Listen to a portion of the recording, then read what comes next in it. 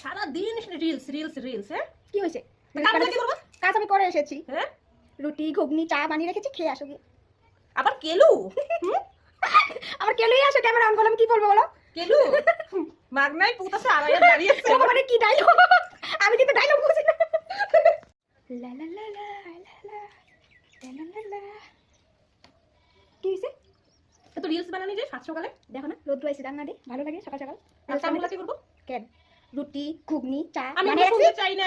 মেকআপও তো তুলে নাই, রাত্রে মেকআপ করছো, বিয়া বাড়িতে গিয়ে কখনো মেকআপও তুলে নাই। সকাল সকাল রিলস বানানোর লিগা দেখো দাঁত না। কেলাইতেছে। ও দাঁত খেলাম না আমি, আজকে ভালো পেতে আমি আসি। আমাকে হাসতে না করতে। আমি এত হাসি।